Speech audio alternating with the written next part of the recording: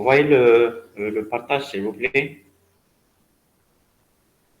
Oui.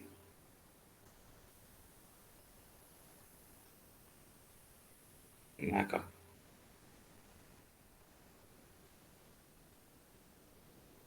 Aujourd'hui, on commence le chapitre 4. Le chapitre 4 traite les réseaux étendus, donc les réseaux WAN.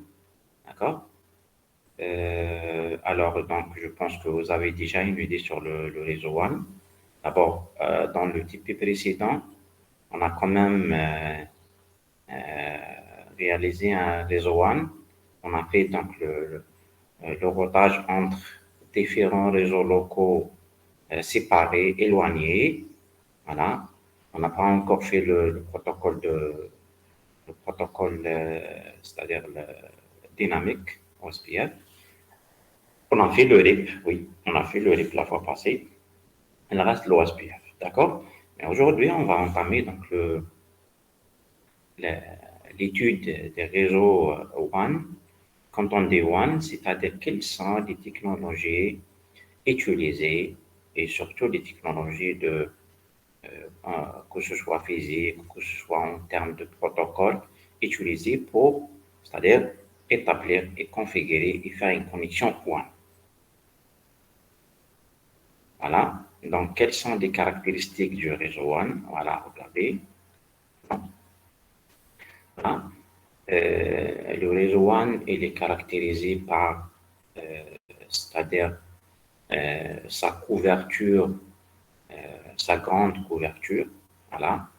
Alors, on peut, c'est-à-dire déployer un réseau sur une région géographique éloignée. Voilà. Donc, il peut relier plusieurs réseaux locaux séparés. Voilà.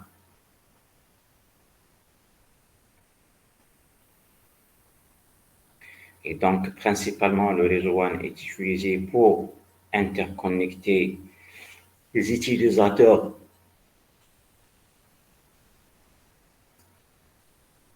Il est utilisé principalement pour connecter les utilisateurs des différents LAN.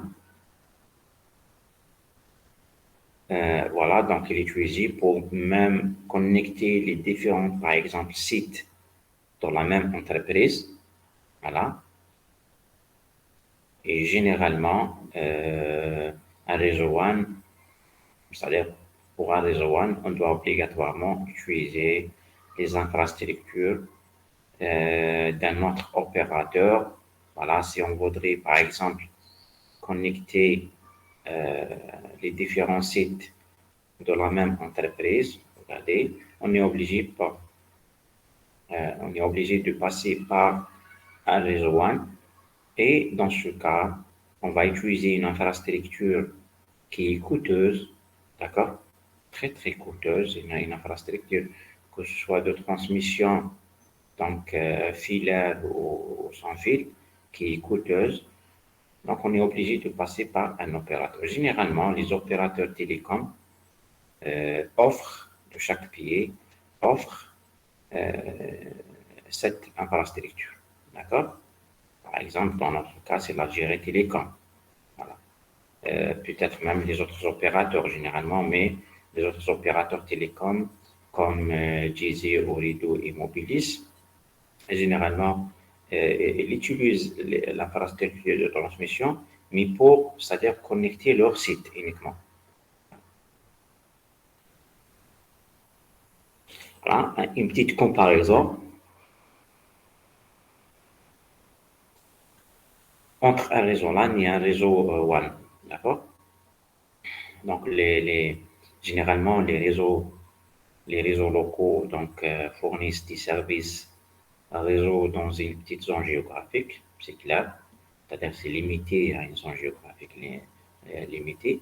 Par contre, les réseaux WAN fournissent bien sûr des services réseau, c'est-à-dire sur une zone quand même géographique très vaste. Les réseaux locaux permettent d'interconnecter les ordinateurs et les périphériques, bien sûr, et les autres appareils.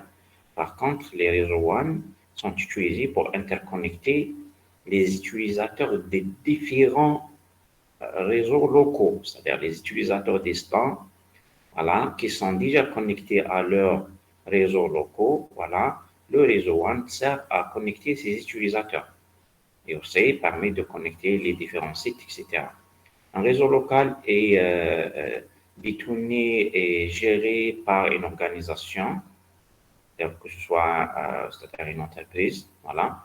Elle appartient à une entreprise, elle est gérée par les administrateurs de cette entreprise, voilà. Il peut être un réseau aussi domestique, un réseau privé domestique, un personnel. Les réseaux WAN sont généralement appartiennent à des fournisseurs, des services, comme je vous ai dit, les opérateurs télécoms, les fournisseurs d'Internet, téléphoniques, etc. Que ce soit même peut-être satellite, connexion satellite, etc. Parce que on peut utiliser le satellite pour connecter deux sites différents, deux réseaux locaux différents. C'est-à-dire, nous avons un réseau local à Alger et un autre réseau local à Hassim Saoud et on voudrait les connecter. Voilà. Il y a c'est-à-dire une entreprise installée ici à Alger, c'est-à-dire le côté administratif, etc., ressources humaines. Le côté, euh, chantier, déploiement, etc., il est au niveau de Hassim Saoud. Alors, on voudrait connecter, bien sûr, il y a un réseau local ici à Alger, il y a un autre réseau local au niveau de Hassim Saoud. Donc, pour les connecter, il faut utiliser un réseau WAN. Donc, il faut exploiter les réseaux WAN distants, les technologies de connexion disponibles. Si l'Algérie Télécom est disponible, donc le réseau l'Algérie Télécom est disponible, on passe par l'Algérie Télécom pour connecter les deux réseaux locaux. Bien sûr, on doit payer la liaison. Si on n'a pas donc l'Algérie Télécom, on doit passer par un réseau satellite. Donc, il faut voir contacter les fournisseurs de cette technologie satellite, voilà, pour offrir bien sûr le matériel nécessaire et configurer la liaison. Et c'est bon. Donc, on peut, c'est-à-dire connecter le réseau local au niveau de Hassim Saoud à une liaison au satellite et la même chose au niveau Alger. Voilà, et après, il reste à faire les configurations nécessaires et c'est bon. Donc, on peut relier les deux. Voilà. Vous voyez? Euh,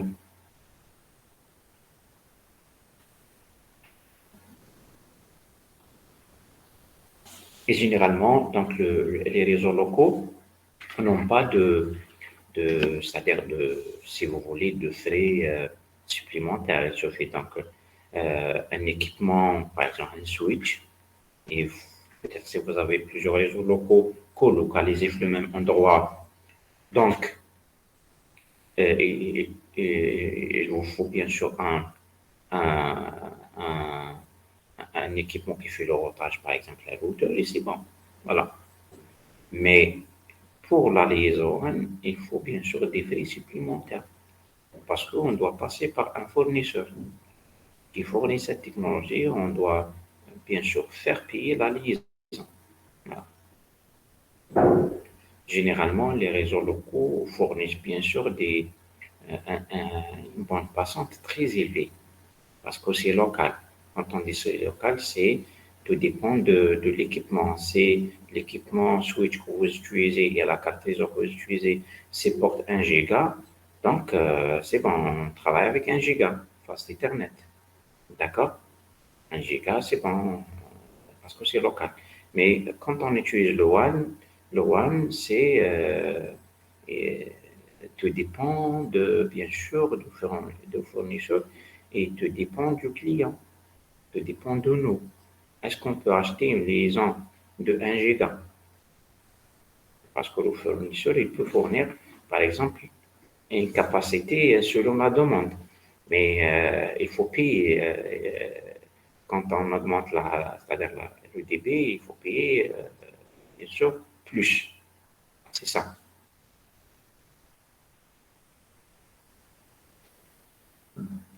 Et donc, comme vous voyez, sans l'utilisation du WAN, les réseaux locaux bien sûr, reste déconnecté et isolé. Monsieur, Oui, monsieur, c'est quoi, par exemple, les exemples du service One? une minute.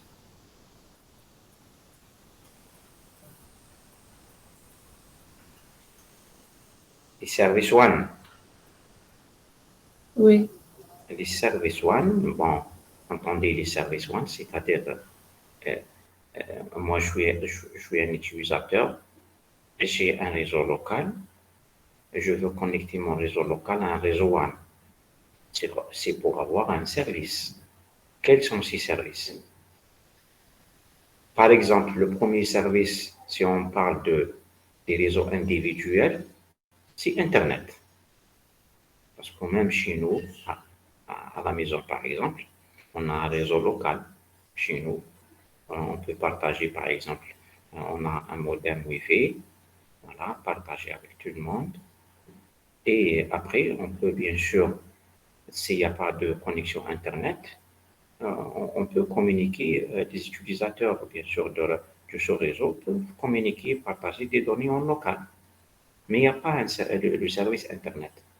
Donc il faut connecter au réseau WAN pour avoir le service Internet, le premier service. Pour les entreprises, ça peut être Internet, ça peut être, par exemple, connecter à notre réseau local qui se trouve dans une autre région, par exemple. Je vous ai donné tout à l'heure l'exemple de Alger et Hassim Saoud. Voilà. On voudrait connecter les deux réseaux locaux. On ne parle pas de l'Internet, par exemple. C'est juste pour vérifier, c'est-à-dire suivre l'avancement des travaux, etc. Pour que les gens qui travaillent sur site, on voit, c'est-à-dire chaque jour, les données journaliers. D'accord? Les données journalières réalisées pendant chaque jour. Donc, il nous faut un réseau local. Il faut connecter les deux réseaux locaux. On n'a pas un moyen, il faut passer par un réseau WAN. Bon, on peut avoir d'autres services Internet. On peut avoir sur les deux, ou bien sur l'un des deux. Voilà, c'est selon le besoin. Bon. Généralement, c'est ça les services. Et vous pouvez imaginer n'importe quel service après. Un serveur partagé, faire je sais pas, des présentations à distance, euh, ainsi de suite. Analyse à distance, vous avez une application qui reçoit bien sûr une application, une base de données distribuée. Les gens qui travaillent sur le site, bien sûr, introduire, euh, pardon, donc introduisent les données à travers une application. L'application envoie les données le serveur fait le traitement, ainsi de suite. Vous voyez?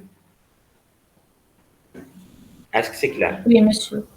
Très bien. Oui, monsieur, c'est clair. Bon, pour les réseaux WAN, bien sûr, il y a des réseaux publics et il y a des réseaux privés. Bon, privés, généralement, ce sont des réseaux WAN limités à des entreprises, bien sûr, bien précises, parce que c'est pas n'importe lequel qui peut avoir un réseau WAN, parce que c'est très très cher. D'accord? C'est très très cher pour déployer un réseau WAN. Pour moi, je parle privé, hein, pas, c'est-à-dire un privé, ça peut être un réseau VPN. On va parler après. Mais un privé, c'est-à-dire j'ai deux sites géographiquement séparés et je dois les connecter avec le déploiement d'un réseau avec mes propres moyens. Généralement, c'est vraiment très difficile et je dois avoir des autorisations parce que pour déployer un câble de Alger, par exemple, à Oran, un câble bien sûr fibre optique, ben, c'est très très difficile. Avoir une autorisation, même si nous avons les moyens. L'entreprise a les moyens. Donc, il faut avoir une autorisation. D'accord? Et c'est filaire, c'est filaire. Si on voudrait utiliser le WAN, sans fil, euh, c'est encore pur pour utiliser des équipements de transmission. entendez des équipements de transmission, c'est-à-dire des fréquences payantes. Donc, il faut passer par une autorité c'est-à-dire une autorité qui gère la distribution des fréquences, il va voir les équipements, etc. Bon, pour ce genre de réseau, généralement, il est réservé pour les entreprises comme par exemple les entreprises télécoms, voilà, Digi, Mobilis, Ooredoo. Donc, ils peuvent déployer leur propre réseau WAN en utilisant des équipements de transmission, etc. Voilà, ils ont l'autorisation, etc. Ils doivent passer par l'État et par la RPT pour avoir les fréquences nécessaires. Mais généralement, il y a un réseau WAN privé, c'est en passant par Internet, mais privé, c'est-à-dire il y a un canal chiffré entre deux sites. Voilà, on va en parler après. Donc, une connexion WAN publique fournie par ce qu'on appelle donc un fournisseur d'accès Internet, puis un fournisseur de services de télécommunication, donc en mission Internet. Voilà, dans ce cas, les niveaux de service et la bande passante peuvent varier et les connexions partagées, bien sûr, ne garantissent pas la sécurité. Ça le réseau WAN public. Le réseau WAN public, c'est-à-dire on a une connexion Internet, voilà, en passant par un réseau public, c'est connexion généralement des fournisseurs d'accès Internet, voilà, ce qui se passe chez nous d'abord. Il faut voir donc un modem qui te donne la possibilité de se connecter à Internet. Ici, bon, vous êtes connecté à un réseau WAN. Mais après, généralement, les fournisseurs d'accès à Internet c'est-à-dire ne donnent pas une garantie, voilà, c'est-à-dire ne donnent pas un niveau de sécurité. Hein. C'est un réseau public à tout le monde, donc tout le monde passe par ce réseau, tout le monde partage presque les mêmes connexions. Donc il y a un risque de sécurité, donc il suffit que tout le monde doit prendre en considération sa sécurité.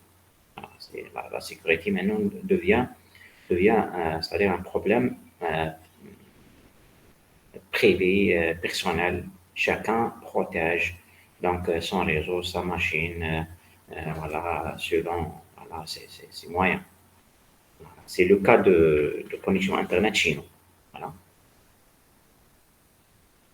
Un réseau WAN privé est généralement une connexion dédiée à un seul client. Voilà. Et les réseaux WAN privés fournissent les données suivantes. Donc, un niveau de service garanti, une bande passante cohérente, plus une sécurité. Donc, généralement, ici, on parle d'un réseau WAN privé. Privé, bon, je vous donne juste des indications. Pour avoir un réseau WAN privé, il y a deux possibilités. Soit il faut une connexion dédiée, quand on dit dédiée, c'est-à-dire il faut dédier une connexion à un utilisateur bien précis. C'est-à-dire la connexion n'est pas partagée à d'autres utilisateurs. C'est une connexion réservée à un seul utilisateur, à une seule entreprise. Et dans ce cas, l'utilisateur doit payer plus, doit bien sûr payer la liaison et payer en plus la bonne façon de cette liaison. Et généralement, il peut avoir donc c'est-à-dire il y a un conforme. Voilà, concernant bien sûr la bande passante, parce qu'il peut payer c'est-à-dire si vous voulez, la capacité de la liaison. Il peut demander 10 mégas, 20 mégas, 100 mégas, 1 giga, comme il veut, mais il faut payer bien sûr selon la capacité. Et généralement, la liaison dédiée a une sécurité bien sûr, c'est-à-dire garantie. Ça, c'est ce qu'on appelle de la une liaison privée. Voilà. Ou bien une ligne dédiée,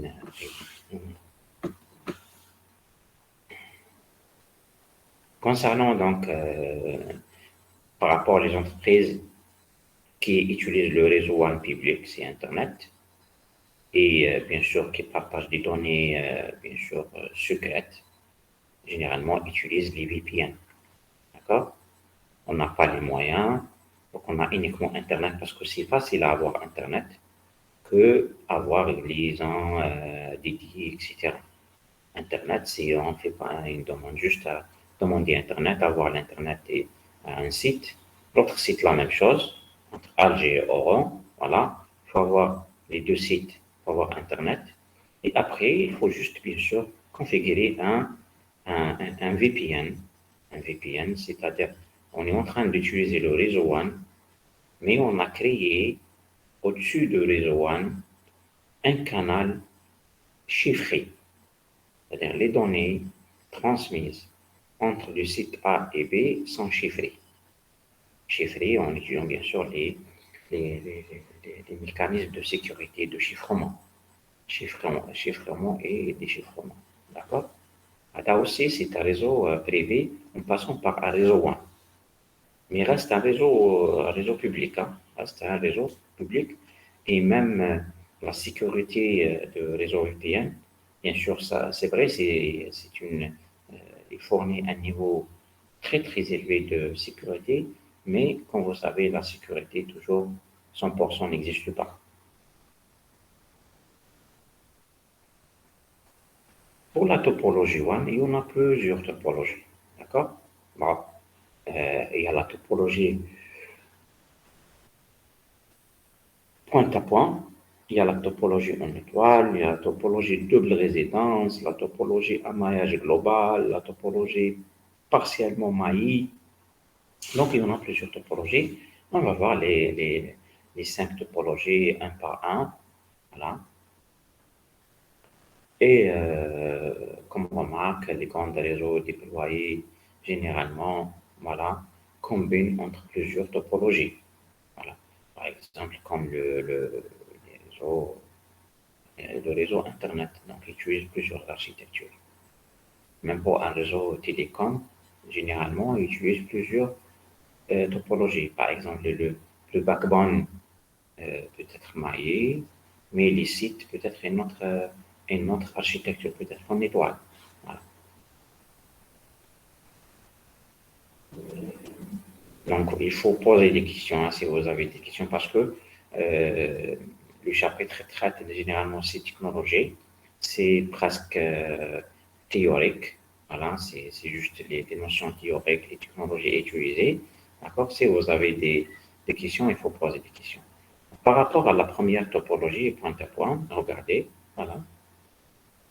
Le site A est connecté directement avec le site B sans passer par un autre équipement. C'est une liaison directe.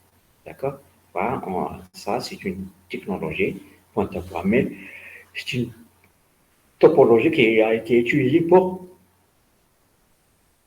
pardon, dans un réseau WAN. Regardez, c'est un réseau WAN. Voilà. Les sites locaux, ils se trouvent ici. Peut-être qu'il y en a plusieurs sites locaux derrière le site A et plusieurs sites locaux derrière le site B. Voilà. Mais ce qui nous intéresse, c'est la topologie de ce réseau WAN. Dans ce cas, dans cette architecture, c'est une architecture point, point à point. D'accord?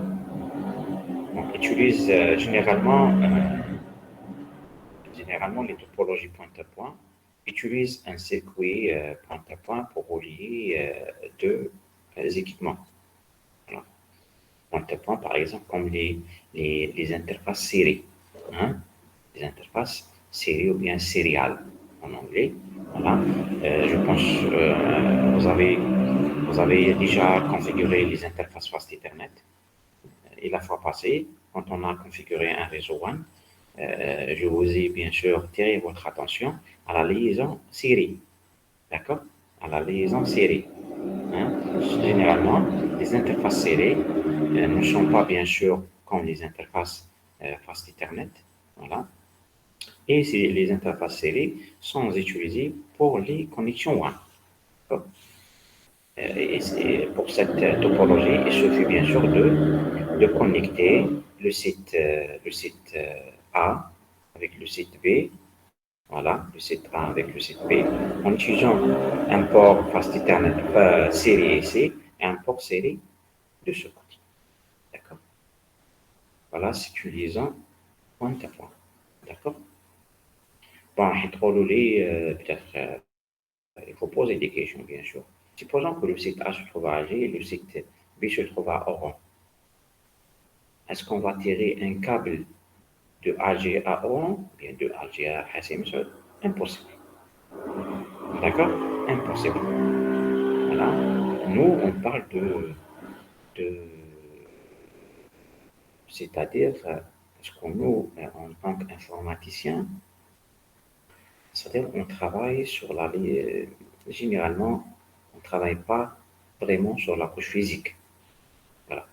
C'est juste, donc, il nous faut quelques informations sur la couche physique, sur les différentes technologies utilisées, mais on ne travaille pas beaucoup sur la couche physique. Généralement, les gens qui travaillent sur la couche physique, c'est les, les, euh, les gens qui font donc, télécommunications peut-être. Peut-être il y a une spécialité peut-être au niveau de l'électronique, voilà, euh, qui font ça. Voilà, parce que généralement les transmissions, il y a une spécialité transmission peut-être, voilà, parce que nous, pour relier réellement le site A avec le site B, en utilisant la topologie point à point, il faut passer par un opérateur télécom, comme je vous ai dit tout à l'heure, peut-être satellite. Hein, peut-être un réseau satellitaire ici. Donc, au niveau du site A, il faut connecter la liaison série à un autre équipement qui est relié directement au réseau, qui communique avec le réseau satellite peut-être. Il est relié à une antenne. On peut avoir une assiette ici, antenne, etc. La même chose ici. Et les antennes vont être configurées avec le réseau satellite. Il y a un satellite ici. Voilà. Réellement, c'est un satellite, bien sûr, qui communique directement avec les liaisons sans fil, avec l'assiette qui se trouve ici, et l'assiette qui est l'entête, bien sûr, de l'assiette qui se trouve ici. Voilà. Et après, avec des configurations, l'opérateur satellitaire va faire la configuration de son côté, et nous, on va faire aussi la configuration de nos côtés, et c'est bon, on va établir la liaison. Et quand on fait un ping de cette liaison vers cette interface. Donc, tout va bien, c'est-à-dire la liaison est bien configurée et connectée. Et donc, c'est une liaison point à point, malgré qu'on a utilisé un réseau satellitaire. La même chose, on peut passer par la Géry Télécom, etc. D'accord? Donc, la liaison, regardez le dernier point, la liaison euh, point à point est transparente pour le réseau client. Transparente, voilà, je suis ici. Pour moi, c'est une liaison. Le site A est connecté directement avec le site B. Point à la ligne. D'accord? Point à la ligne. Voilà. Bien sûr, généralement, la liaison point à point, c'est une liaison très coûteuse, surtout si on a plusieurs connexions, plusieurs points à connecter. Voilà. C'est très coûteuse. Très coûteuse parce que, regardez, si on a plusieurs sites ici, alors en passant par satellite, donc il faut plusieurs liaisons satellitaires, plusieurs abonnements, plusieurs frais. Voilà, c'est ça. Pour la deuxième liaison, ou bien la deuxième topologie en étoile, voilà, comme vous voyez dans cette figure, c'est tout le monde, c'est tous les sites regardez. Il y a un site ici, un site ici, A, B, C, D. Voilà, peut-être le site central, c'est le hub, voilà, c'est-à-dire la- le site central, les sites annexes, voilà, mais sont connectés, voilà, en étoile. En étoile, voilà. Soit la même chose en utilisant bien sûr un équipement central, voilà. Généralement, quand on utilise ça, on doit peut-être, comment on réalise ça en réalité, c'est-à-dire au niveau ce centre central, on doit utiliser une seule interface, voilà. Et après, on va demander une seule liaison satellitaire, voilà. Et après, au niveau de fournisseur de cette liaison satellitaire, voilà, il va nous fournir voilà, des interfaces vers le site A, une interface vers le B et vers le C, et après une petite configuration de son côté, de notre côté la même chose, et c'est bon. On peut par exemple aussi configurer une liaison en étoile, même si on utilise par exemple l'Algérie Télécom. Algérie Télécom. Donc, peut-être qu'il faut voir ici trois ports série au niveau de site central, trois ports série. Voilà. Voilà. Après, l'équipement de transmission ici, bien l'équipement qui nous relie vers l'Algérie Télécom. Et après, la même chose ici, donc pour les sites. Donc, une seule interface série connectée à l'équipement qui nous connecte à l'Algérie Télécom. Voilà, la même chose pour les autres. Et après, au niveau de l'Algérie Télécom, on va utiliser une seule liaison. Comme ça, tout le monde, tous les sites sont connectés directement au site central. C'est pour ça qu'il y a la connexion en étoile. Donc, permet de partager une interface unique, voilà, sur le routeur central, regardez, une interface unique, voilà, où sont connectés tous les circuits du réseau en formant, voilà, étoile. Alors, on peut, bien sûr, former une étoile, d'accord?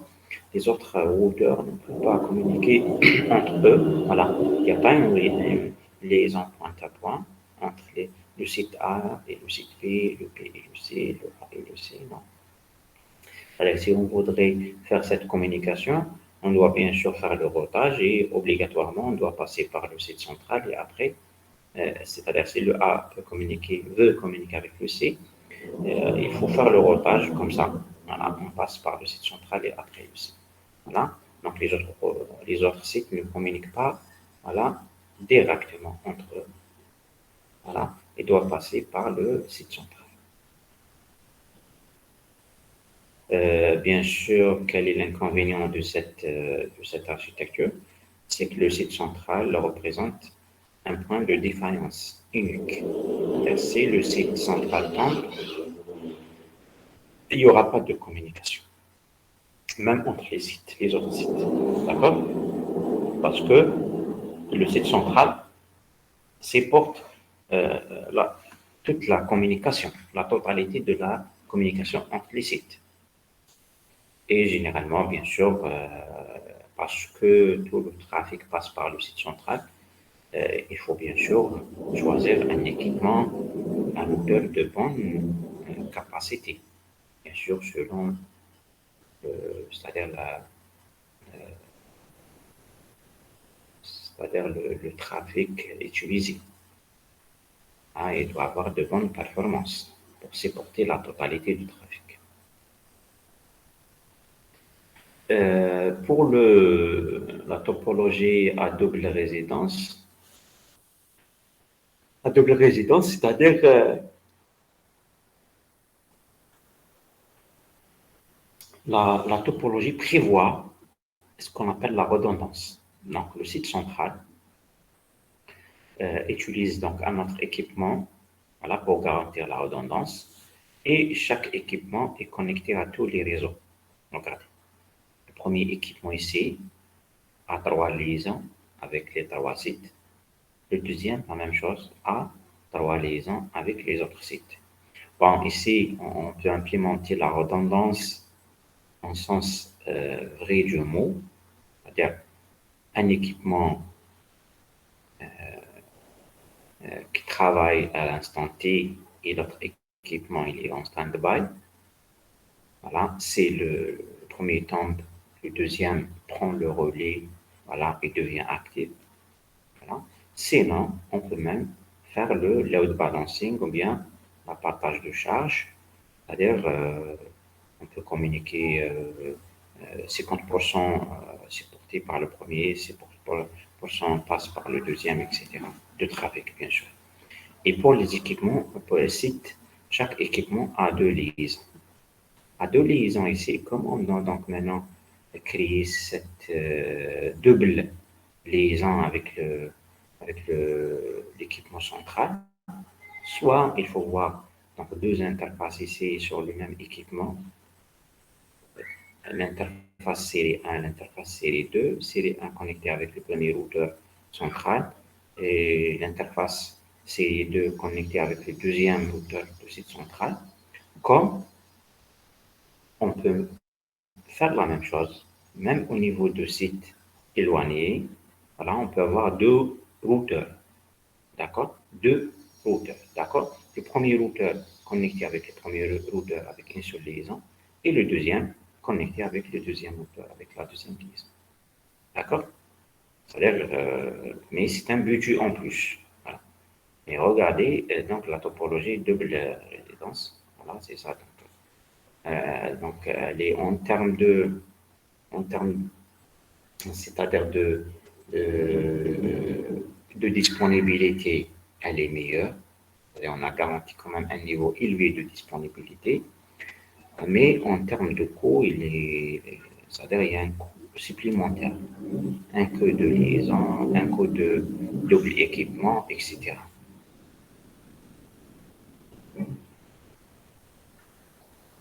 Bon, quand on est plus difficile à implémenter, c'est généralement en termes de coût, pas en termes de configuration. En termes de configuration, c'est vrai, elle est quand même, il faut faire, c'est-à-dire, il nous faut un certain niveau de, c'est-à-dire une certaine maturité, voilà, pour configurer ces liaisons. Mais généralement, c'est des protocoles à configurer. C'est facile, bien sûr, nous, en tant qu'informaticiens, c'est facile à prendre ça et on peut configurer tout ça. C'est-à-dire, pour le one, c'est le routage dynamique, il va faire l'affaire. Et pour le local, il faut utiliser donc la technologie qui utilise les deux routeurs, par exemple, comme le, le- la technologie JLPP, comme le Hot Standby, HSRP, etc. Donc, c'est des protocoles qu'on peut utiliser voilà, pour configurer la passerelle en local. C'est-à-dire, la passerelle, normalement, elle est active ici.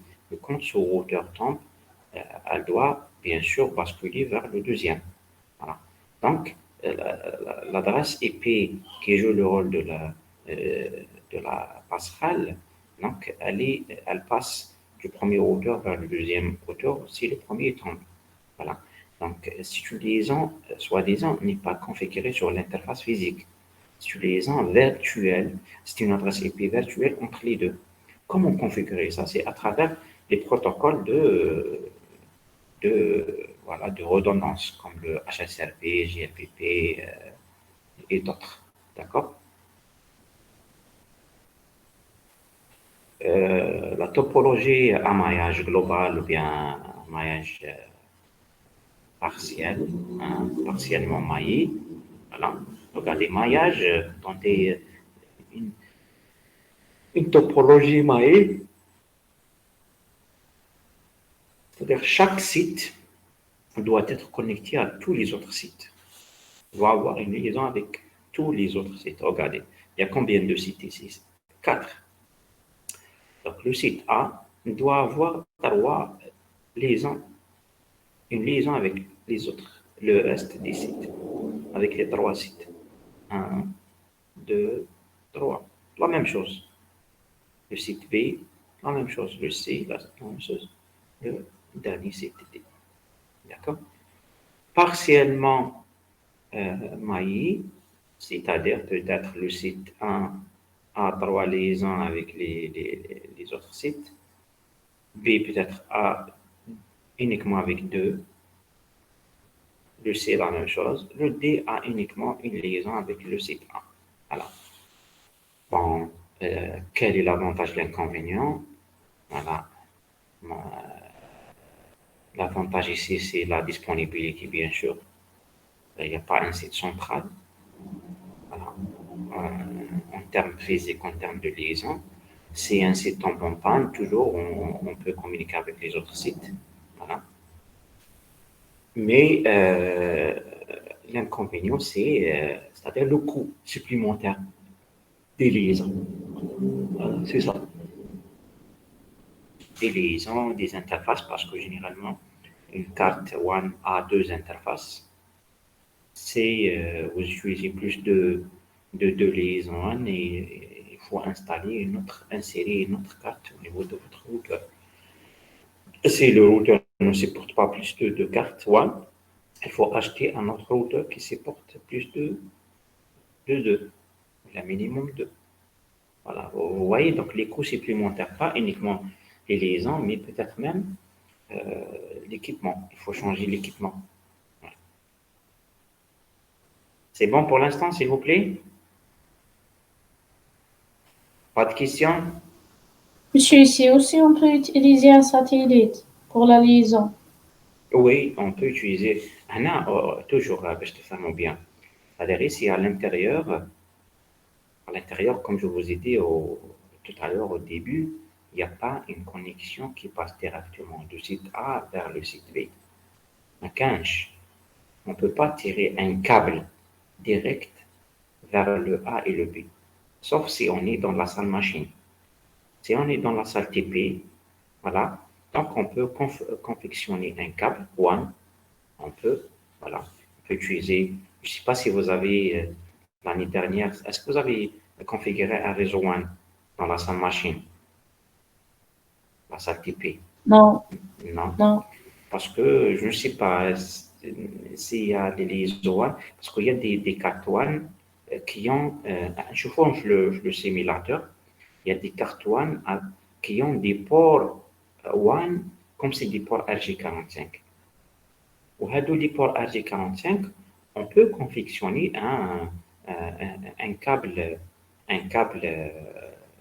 fast Ethernet, un câble, pardon, Ethernet, voilà, un câble Ethernet ou fast Ethernet, de toute façon, c'est la même chose. Un câble Ethernet, voilà, on peut le préparer pour relayer deux interfaces séries. C'est-à-dire, en termes d'apparence, quand vous voyez quand vous regardez les interfaces fast Ethernet ou bien les ports WAN, c'est la même chose. C'est comme si RJ45. Mais la méthode de communication, elle est différente. D'accord? le, le port fast Ethernet, ou bien le port réseau, généralement, il fonctionne avec les fils, bien les positions 1, 2, 3 et 6. D'accord? 1, 2, 3 et 6. D'accord? Les positions, parce que dans le fil, c'est-à-dire le câble, par exemple, le câble réseau, il y a 8 fils. D'accord? Il y a 8 positions.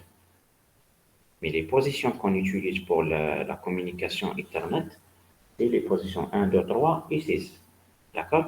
1, 2 pour la transmission et 3 et 6 pour la réception. D'accord?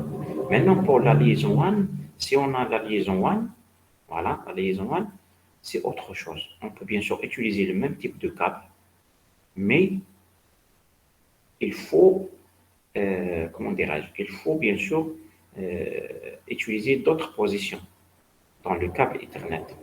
On peut utiliser bien sûr les positions qu'on va utiliser, c'est 1 et 2 et 3 et 5. D'accord? 1 et 2 et 3 et 5 uniquement. D'accord? 1 et 2 et 3 et 4 et 5. Voilà. 2 pour la réception, 2 pour l'émission. On peut éliminer les autres. Bien sûr, on peut configurer ça. On peut préparer le câble, relier les deux interfaces locales, et comme si on a fait un réseau WAN. D'accord? Comme si on a fait un réseau WAN. Mais c'est une liaison directe. Mais dans la réalité, pour revenir à votre question, dans la réalité, il n'y a pas un câble direct qui relie les sites distants. On est obligé de passer par une technologie WAN, que ce soit technologie de transmission fournie par les opérateurs télécoms, comme l'Algérie Télécom, ou là par réseau satellitaire. D'accord? Là, حبينا نقولوا يعني simplifier les choses, c'est Internet. Il faut avoir un modem ici et un modem de l'autre côté et passer par Internet. C'est le réseau public. D'accord? C'est le réseau public, partagé à tout le monde. D'accord? Oui. Très bien.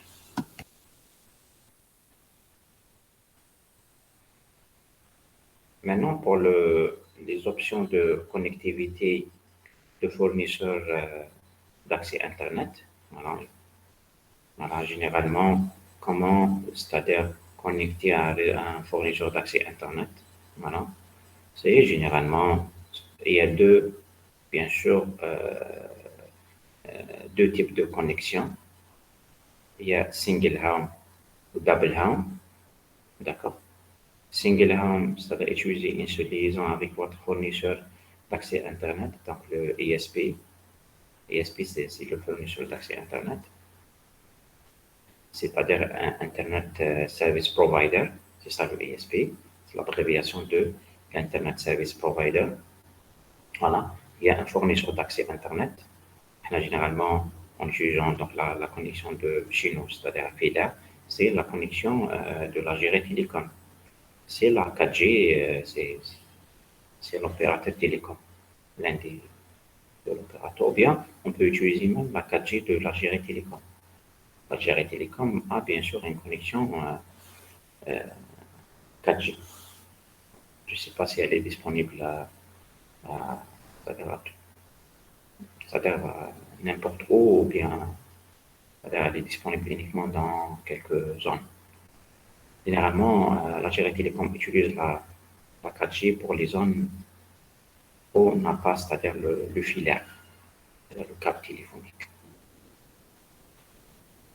Alors, il y a c'est juste une technologie, c'est-à-dire soit vous utilisez donc single home, d'abord ce qu'on utilise, voilà, single home, c'est-à-dire une seule liaison entre le client et le fournisseur d'accès Internet, ou bien double home, c'est-à-dire deux connexions, deux liaisons entre le client et le fournisseur d'accès Internet. Deux connexions servent bien sûr à fournir soit bien sûr double capacité, la redondance, l'équilibrage de charge, etc. C'est une liaison temple. Donc, on peut avoir donc, c'est-à-dire la deuxième liaison.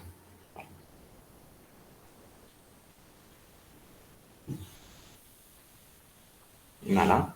Mais si vous utilisez la deuxième option, c'est-à-dire double home, mais les deux liaisons utilisent relayer le client avec le même ISP, le même fournisseur d'accès Internet.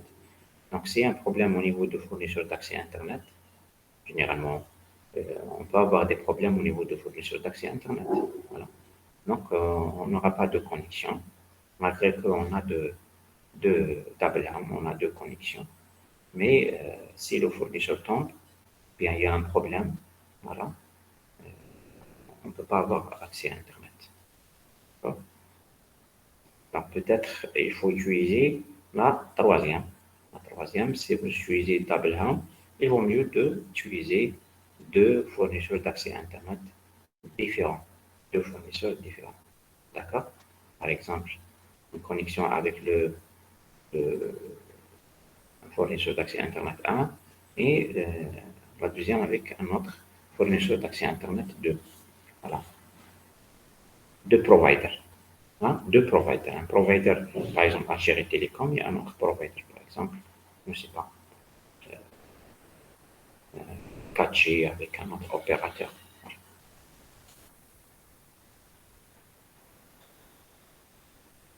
Mais toujours, bien sûr, il y a toujours, on parle de budget, on parle de coût. Voilà. Alors, si vous voulez avoir une bonne performance, donc toujours, il faut payer plus. D'accord?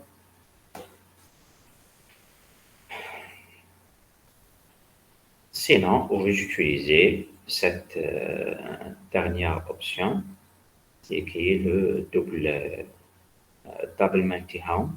Un double multi-home, c'est pour, il faut bien sûr utiliser deux fournisseurs d'accès Internet différents et de liaison avec chaque fournisseur d'accès Internet. Généralement, c'est pour les entreprises, hein, pas par les particuliers. Mais nous, on est en train d'étudier c'est-à-dire toutes les options possibles.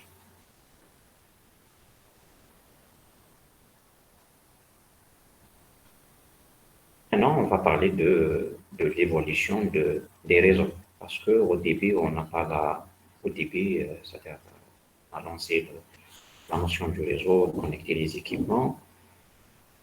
Alors, on a utilisé donc un petit réseau domestique, voilà, avec quelques, bien sûr, peut-être une petite entreprise, voilà, avec quelques, bien sûr, employés. On peut utiliser un seul réseau local, connecté à un réseau, par exemple, sans fil ou filaire, qui partage uniquement la connexion avec qui permet de relier les équipements locaux, voilà, et peut-être partager Internet, voilà, généralement DSL, voilà. Regardez, vous avez donc un routeur sans fil ici, bien même un routeur filaire, ou bien même un switch, c'est un seul réseau local, voilà. Après, connecter tous les équipements, voilà, à cet équipement. Et après, bon, le partage en local, c'est bon. Les employés peuvent travailler sans aucun problème.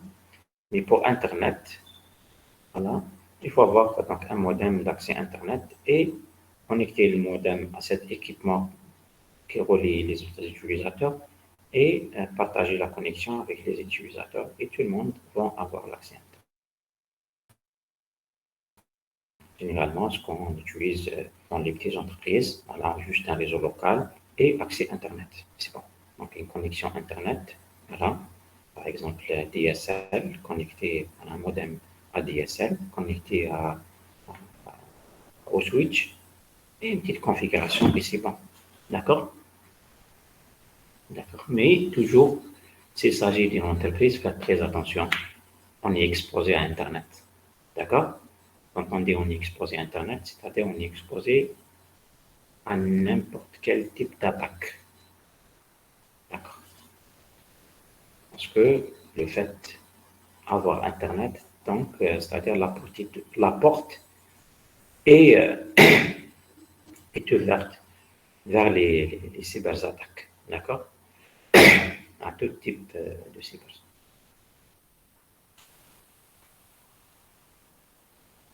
Après, peut-être les entreprises même ont besoin de créer plusieurs réseaux locaux. Regardez cet exemple. L'entreprise a grandi. Hein. Il y a plusieurs étages. Donc, chaque étage ou bien chaque service utilise un réseau local. Voilà, un réseau local. Et dans ce cas, voilà, il faut bien sûr utiliser des équipements de routage si on voudrait bien sûr relier et connecter les deux réseaux, les différents réseaux locaux, voilà, entre eux. Donc, il nous faut un, un équipement qui fait le routage. Et si on voudrait connecter donc l'entreprise à l'Internet, il nous faut bien sûr Internet et partager l'Internet avec tous ces réseaux locaux. Et quand l'entreprise, bien sûr, a grandi, il faut bien sûr sécuriser les données de l'entreprise. Sécuriser les données de l'entreprise, donc il faut utiliser un équipement qui sécurise les réseaux locaux. Par exemple, un pare-feu. Un pare-feu, voilà, qui sécurise les données et les équipements, les utilisateurs. Voilà, un pare-feu qui joue le rôle d'interface entre c'est-à-dire les utilisateurs et l'Internet. Donc, il fait le filtrage, il applique les ACL nécessaires et il gère le contrôle d'accès, etc. Il n'y a pas uniquement un firewall qui fait la sécurité, mais il faut bien sûr tout un mécanisme à utiliser, tout un mécanisme de sécurité.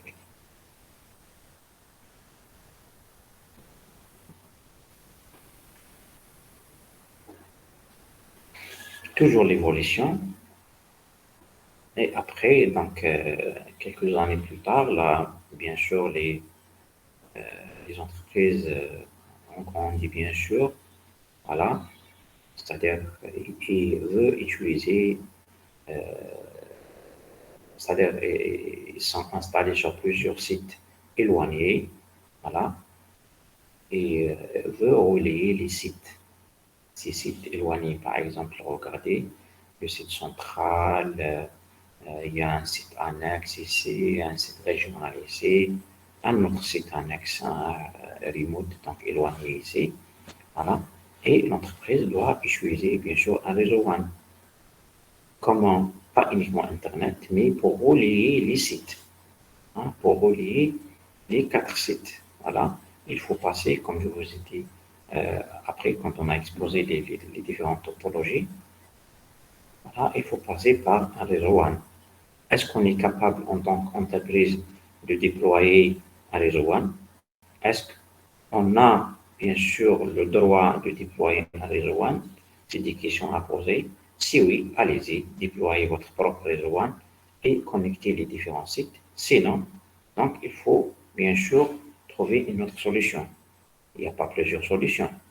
Donc, soit en passant par l'Algérie Télécom si on est à Alger, bien à l'Algérie, soit par satellite. D'accord? Soit par Internet. Donc, c'est un risque en plus. Voilà.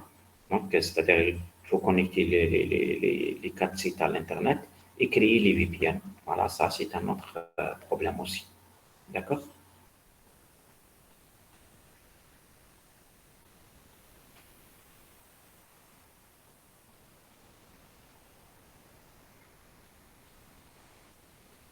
Voilà, donc, toujours, donc,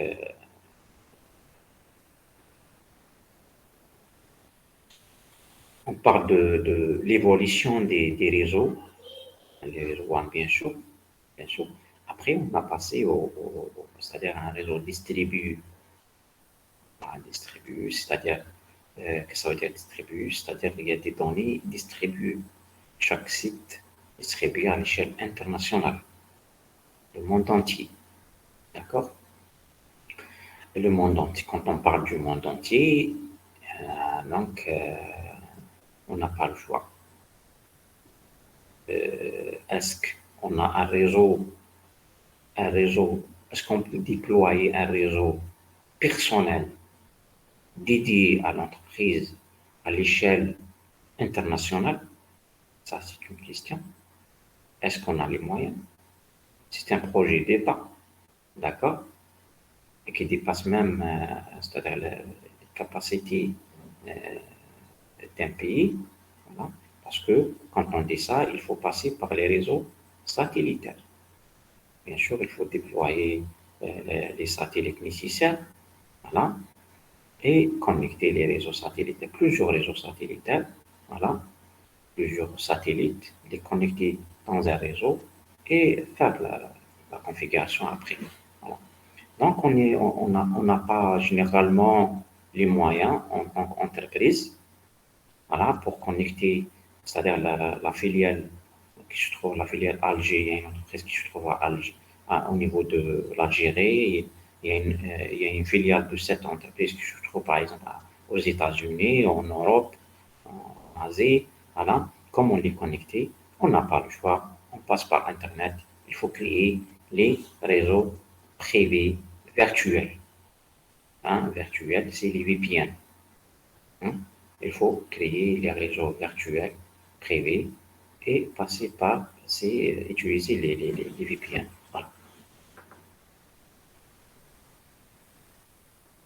C'est bon? Vous n'avez pas de questions, s'il vous plaît?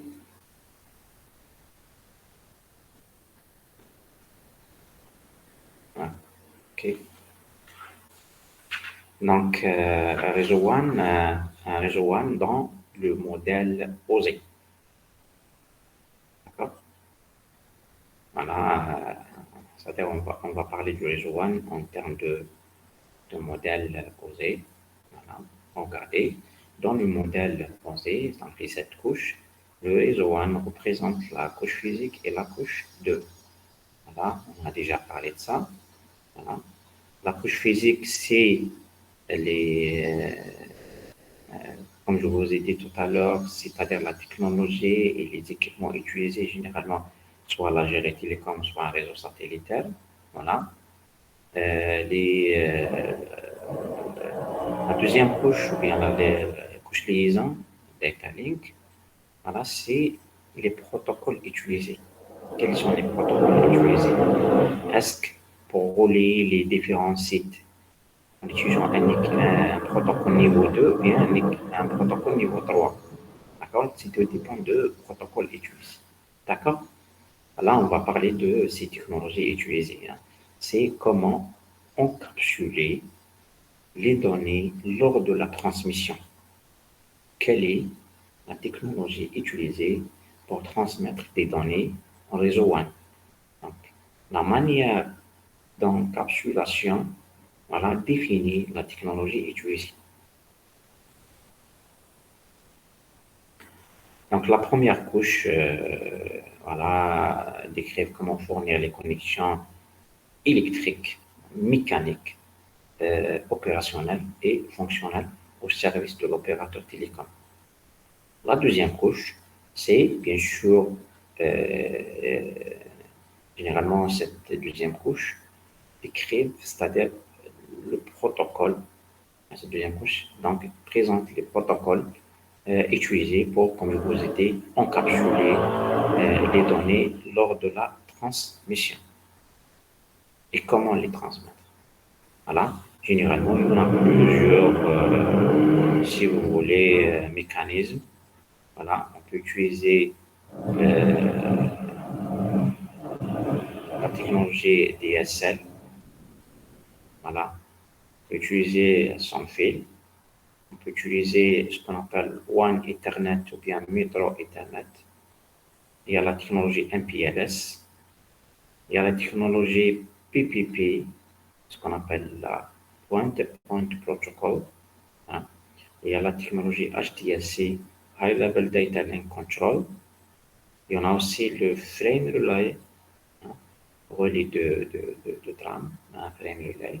Il y en a aussi une autre technologie, c'est la technologie ATM. ATM, mode de transfert asynchrone. Asynchrone, voilà, quand on utilise on n'utilise pas la synchronisation, donc on utilise le mode de transfert asynchrone, c'est la technologie ATM. Voilà, d'abord, ces technologies donc, sont utilisées selon l'équipement qu'on utilise pour transmettre les données, selon euh, l'opérateur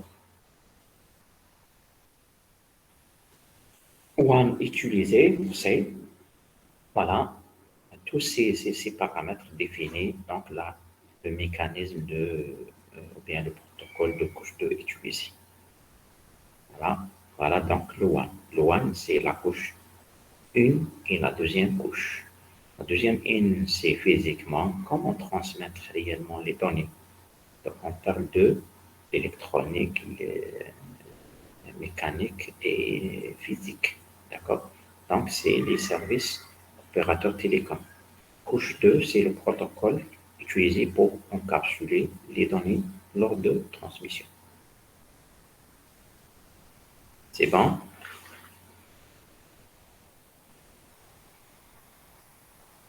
Oui. Très bien. Maintenant, pour le comment, c'est-à-dire on va parler maintenant de fonctionnement du réseau WAN. Et surtout, on va aborder quelques terminologies généralement utilisées pour la technologie WAN. D'accord?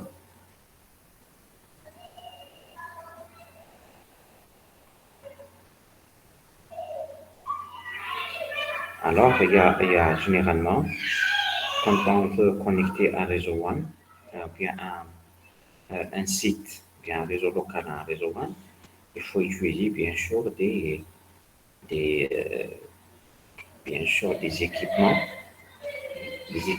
et pour chaque équipement, il y a des terminologies à utiliser. On va regarder les termes utilisés WAN et la description de chaque terme utilisé.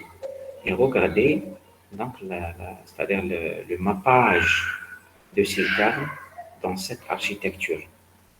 Regardez, dans cette architecture, vous avez bien sûr le réseau WAN, ce qu'on appelle le service provider, hein, et regardez donc l'entreprise, ou bien la compagnie subscriber, hein, c'est le client si vous voulez, voilà.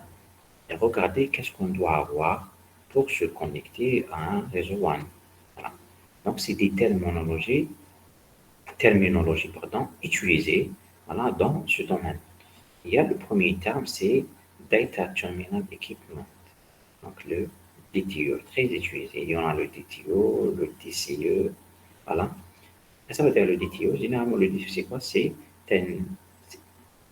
connect, hein, c'est l'équipement qui connecte les réseaux LAN des abonnés au périphérique de communication WAN.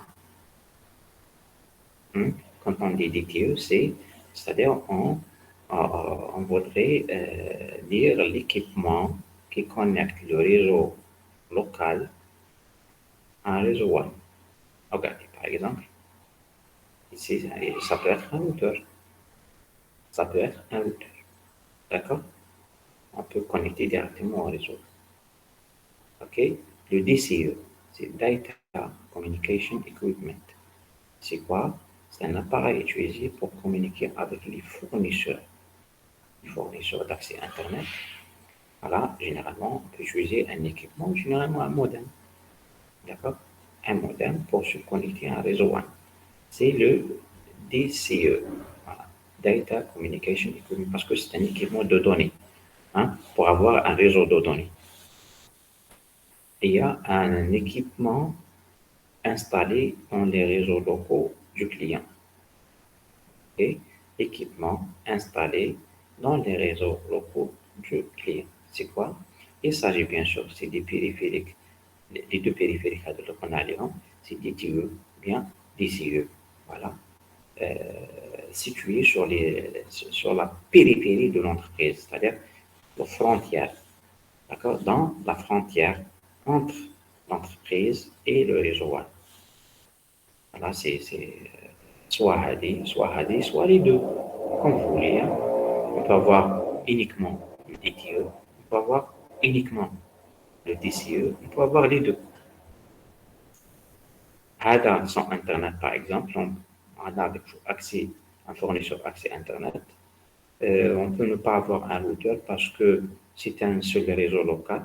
Et bon, on ne fait pas le routage, c'est-à-dire on va laisser cet équipement DTE qui représente par exemple le modem, c'est lui qui fait la distribution des adresses locales et c'est bon.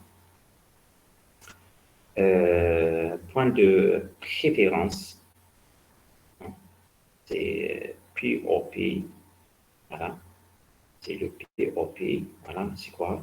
Un point où l'abonné se connecte au réseau du fournisseur du service. D'accord? C'est le point où l'abonné se connecte au réseau du fournisseur du service. Service, ça peut être, comme toujours, il y en a plusieurs services, mais ça peut être un service. Le plus utilisé, c'est le service Internet. D'accord? Aussi, il y a le point de... c'est dit terminologie, attention.